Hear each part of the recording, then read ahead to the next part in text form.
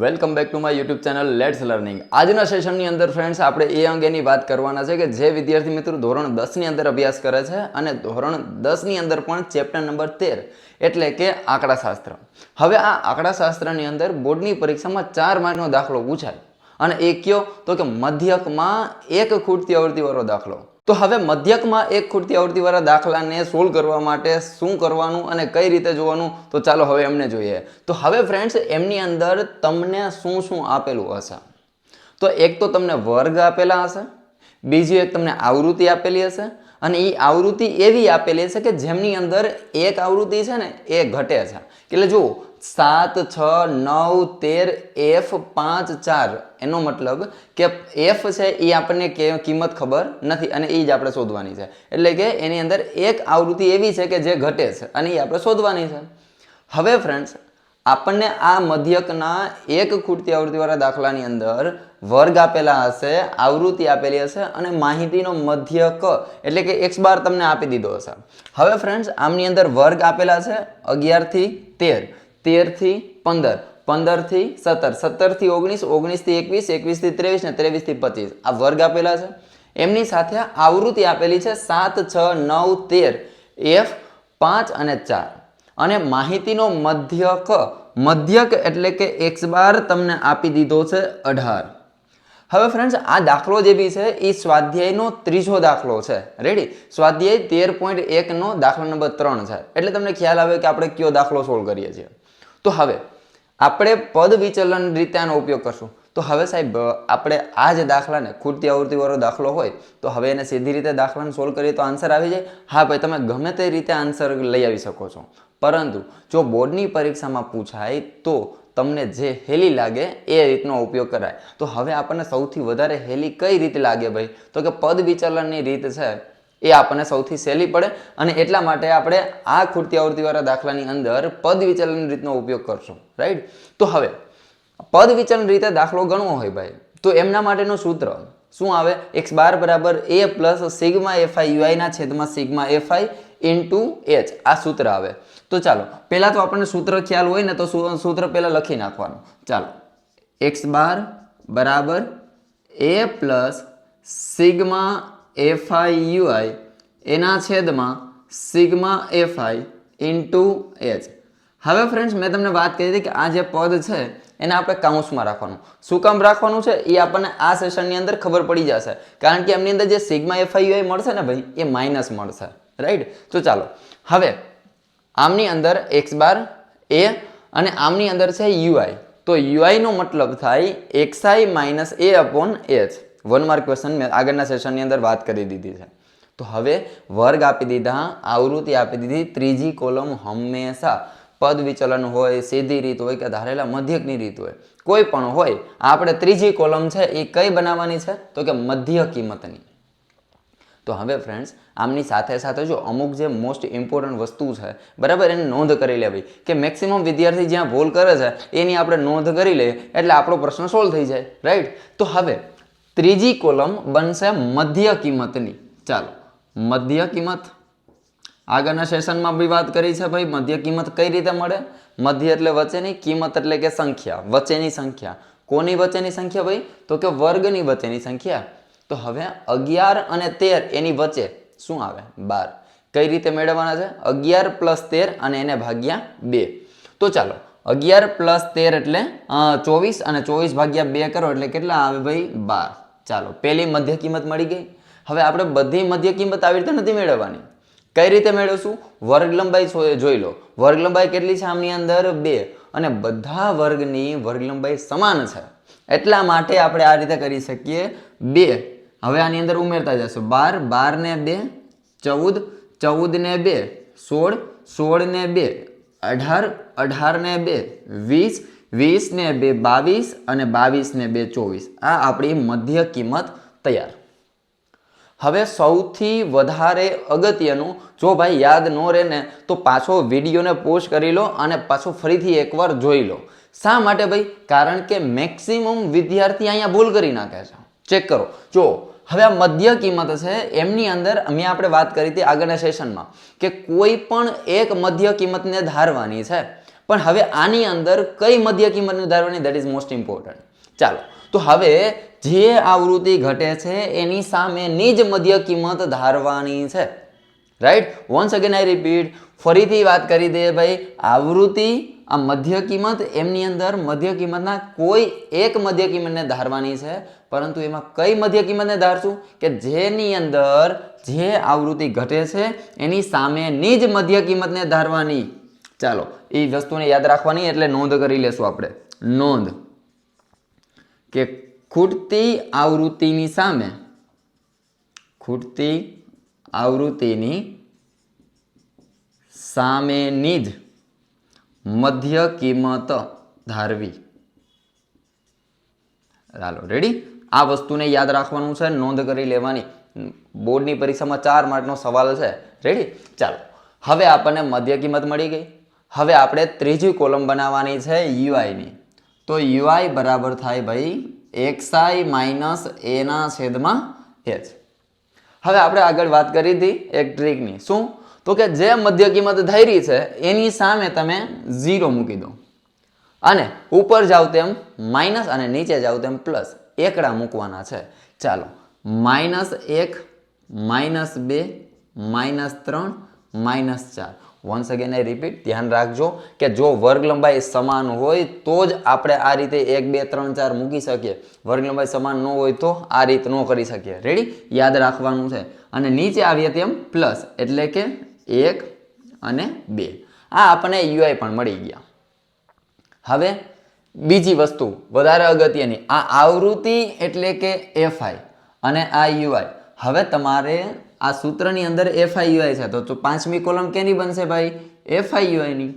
હાલો ready, તો FI UI માટે વાત કરી હતી આપણે first finger and fourth finger, એ બેને આપણે આ રીતે રાખી દેવાનું, જેથી કરીને ભૂલથી પણ મધ્ય કિંમત સાથે ગુણાકાર ન થઈ જાય. રેડી, ચાલો, આ એફઆઈ અને આ યુઆઈ 7 4 28 પણ પ્લસ માઇનસ કેવા થઈ જાય? માઇનસ.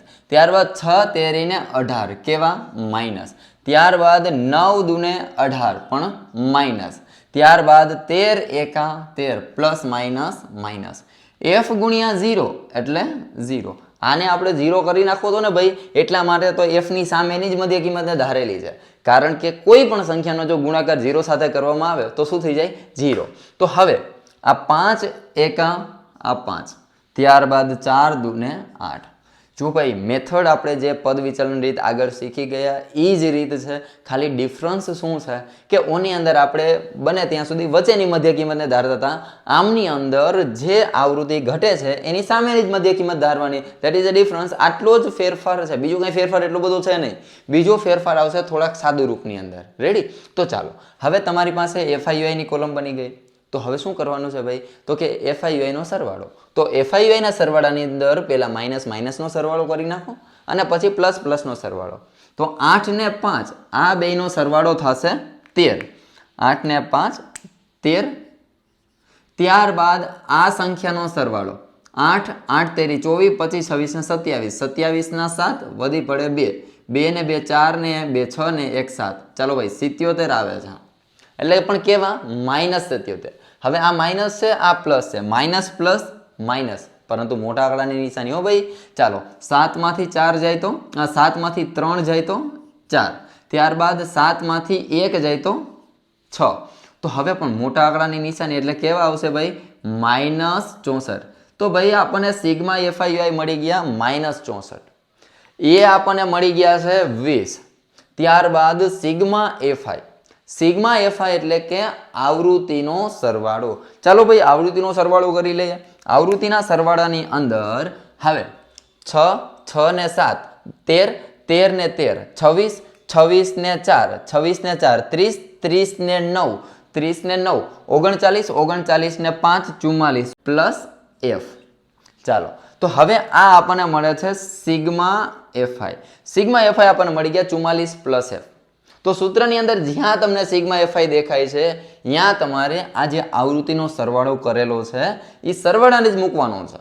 રેડી, ત્યારબાદ વર્ગ લંબાઈ. વર્ગ લંબાઈ એટલે આપણને ખ્યાલ છે નીચેનામાંથી ઉપરનું બાદ, એટલે કે 15 માંથી 13 અથવા તો 13 માંથી 11, નીચેની સંખ્યામાંથી ઉપરની સંખ્યા બાદ કરી નાખો એટલે તમને મળી જશે h વર્ગ લંબાઈ. ચાલો હવે આપણી પાસે ઓલમોસ્ટ બધી કિંમતો મળી ગઈ છે, તો કિંમત મૂકીશું અને સાદુરૂપ આપશું. હવે એનું સિમ્પ્લિફિકેશન કઈ રીતે કરવાનું છે ને એમાં થોડુંક આપણે ધ્યાન આપવાનું. બરાબર કે ભાઈ તમને જેની કિંમત આપેલી છે એ પહેલાં મૂકી દો. હવે તમને એક્સ બાર એ તો તમને ઓલરેડી આપી જ દીધા હોય, પરીક્ષાની અંદર પ્રશ્ન હોય ને પ્રશ્નમાં જ આપી દીધા હોય, કારણ કે એક ખૂટતી આવૃત્તિના દાખલામાં તમને વર્ગ, આવૃત્તિ અને માહિતીનો મધ્યક કમ્પલસરી આપી દીધો હશે. ચાલો તો હવે મધ્યક તમને આપેલો છે 18, આ બરાબર છે એ એમનો. હવે આ એ કોને ધાર્યા હતા ભાઈ? તો કે 20 ને, તો એની કિંમત મૂકવાની, આ 20 પ્લસ સિગ્મા એફઆઈયુઆઈ, સિગ્મા એફઆઈયુઆઈ -64 મળે છે, એટલે આપણે એને કાઉન્સમાં રાખશું કે જેથી કરીને પ્લસ માઇનસમાં લોચો ન લાગે. રેડી? ત્યારબાદ સિગ્મા એફઆઈ એટલે કે આવૃત્તિનો સરવાળો. આવૃત્તિનો સરવાળો કેટલો છે? 44 પ્લસ એફ. ચાલો અહીંયા 44 પ્લસ એફ એને ગુણ્યા વર્ગ લંબાઈ એચ. એચ આપણી પાસે છે 2. ચાલો હવે આમની અંદર સાદુરૂપની શરૂઆત કઈ રીતે કરવાની છે? ચાલો હવે આ પ્લસ છે, અહીંથી જ હંમેશા સાદુરૂપની શરૂઆત કરવી. આ પ્લસ છે, બરાબર બીજી બાજુ જાય તો ભાઈ માઇનસ થઈ જાય, એટલે પ્લસ હોય તો માઇનસ અને માઇનસ હોય તો પ્લસ. અહીંયા પ્લસ છે એટલે બરાબર બીજી બાજુ જાય તો માઇનસ થઈ જાય. ચાલો આ 18 એઝ ઇટ ઇઝ એમને પ્લસ હતા, બરાબર બીજી બાજુ ગયા એટલે માઇનસ. 18 માઇનસ 20 આ બરાબર. પછી આ -64 એને ગુણ્યા 2 એના છેદમાં 44 plus F A as it is એમ રાખવાનું છે, એને કાંઈ કરવાનું છે નહીં અત્યારે. ચાલો 18 માંથી 20 બાદ થાય તો પ્લસ માઇનસ માઇનસ હંમેશા મોટી સંખ્યામાંથી નાની સંખ્યા બાદ થાય. 20 માંથી 18 બાદ કરો, વધે કેટલા? 2. પણ અસર મોટાની રહેશે, એટલે કે નિશાની કોની ભાઈ? માઇનસની. એટલા માટે અહીંયા આવશે -2. ચાલો આ -2. હવે આ ભાઈ આ છેદમાં છે, બરાબર બીજી બાજુ જાય તો ક્યાં હોય જાય ભાઈ? છેદમાં હોય તો અંશમાં. ધ્યાન આપજો, આ આખું પદ છે એને આપણે બરાબરની બીજી બાજુ લઈ જઈએ છીએ, એટલા માટે છેદમાં છે તો બરાબરની બીજી બાજુ જાય તો અંશમાં, એટલે કે 44 પ્લસ એફ એના બરાબર -64 એને ગુણ્યા 2 અને એના છેદમાં. અત્યારે હવે કાંઈ વધશે નહીં, કારણ કે આ 44 પ્લસ એફ હતા એ છેદમાં હતા, બરાબર બીજી બાજુ ગયા એટલે અંશમાં વયા ગયા. સોરી -64 ગુણ્યા 2 એ એઝ ઇટ ઇઝ એમનો. હવે શું કરવાનું? આ -2 ગુણાકારમાં છે, બરાબરની બીજી બાજુ જવા દે એટલે ક્યાં થઈ જાય? પણ છેદમાં, એટલે કે 44 પ્લસ એફ બરાબર -64 એને ગુણ્યા 2 અને એના છેદમાં -2. ચાલો હવે જુઓ, આ માઇનસ માઇનસ માઇનસ તો પ્લસ થઈ જાય. ચાલો આ માઇનસ માઇનસ પ્લસ, કારણ કે માઇનસ માઇનસ કેન્સલ થઈ જશે. ત્યારબાદ 2 એકા 2 એટલે આ 2 ને 2 બી કેન્સલ થઈ જાય. તો વધ્યું શું ભાઈ? તો કે 44 પ્લસ એફ બરાબર 64. તમારે શોધવાનું શું છે? એફ ની તો કિંમત જોઈએ છે આપણે, તો આ પ્લસ છે, બરાબર બીજી બાજુ જાય તો માઇનસ. તો હવે આ એફ બરાબર 64 માઇનસ 44. 64 માંથી 44 બાદ કરીએ એટલે 4 માંથી 4 જાય તો 0 અને 6 માંથી 4 જાય તો 2. એટલે આપણને એક ખૂટતી આવૃત્તિ જે ઘટતી હતી એ આપણને મળી ગઈ, જેનું મૂલ્ય છે 20. તો ફ્રેન્ડ્સ આ રીતે આપણે મધ્યકમાં એક ખૂટતી આવૃત્તિવાળા દાખલાને સોલ્વ કરવાનું છે. એમની અંદર થોડુંક રિવિઝન ઝડપથી કરી લઈએ, ક્યાં ક્યાં ફેરફાર આવે છે નોર્મલ દાખલા કરતાં. એક વસ્તુ કે આવૃત્તિ આની અંદર કોઈ એક ઘટતી હશે, એવું જરૂરી નથી કે અહીંયા આ જ ઘટતી હોય. આ જે સંખ્યાઓ છે એમાંથી કોઈ પણ એક આવૃત્તિ હશે એ ઘટતી હશે. ત્યારબાદ તમને આપેલું શું હશે? એક વર્ગ આપેલા છે અને આ રીતે આવૃત્તિ, અને એની સાથે સાથે એક મધ્યક, એટલે કે x બારની કિંમત આપી દીધી હશે લાઈક ધીસ, એટલે આની અંદર આપી દીધી એ પ્રમાણે. હવે બીજું એક ખાસ ધ્યાન રાખવાનું કે ભાઈ સૂત્રની અંદર જ્યારે કિંમત મૂકીએ છીએ x બાર બરાબર a plus sigma FI UI છેદમાં સિગ્મા એફઆઈ ગુણ્યા h, એમાં તમારે આ જે સિગ્મા એફઆઈ યુઆઈ દેખાય છે અહીંયા તમારે આ આવૃત્તિનો સરવાળો કરવાનો છે, અને જે સરવાળો કરેલો છે એ અહીંયા કિંમત મૂકવાની છે. હમણાં આપણે આના નેક્સ્ટ લેક્ચરની અંદર આપણે મધ્યકમાં 2 ખૂટતી આવૃત્તિવાળો દાખલો જોશું, તો એમની અંદર તમને ઓલરેડી કુલ આવૃત્તિ આપી દીધી હશે. તો જો કુલ આવૃત્તિ આપી દીધી હોય તો કુલ આવૃત્તિ આપી હોય તો એ મૂકવાની, બરાબર. તો જે આપી દીધું હોય એ કિંમત મૂકવાની છે. એટલે ખાસ ધ્યાન રાખવાનું, એક ખૂટતી આવૃત્તિવાળા દાખલાની અંદર જે આવૃત્તિ ઘટે છે એનો સરવાળો જે કરેલો છે એ જ આવૃત્તિનો સરવાળો આપણે અહીંયા મૂકવાનો છે. રેડી? તો આજના સેશનની અંદર ફ્રેન્ડ્સ અહીંયા સુધીનું રાખીએ. બીજું જોઈએ મધ્યકમાં 2 ખૂટતી આવૃત્તિવાળો દાખલો નેક્સ્ટ લેક્ચરની અંદર. Good bye.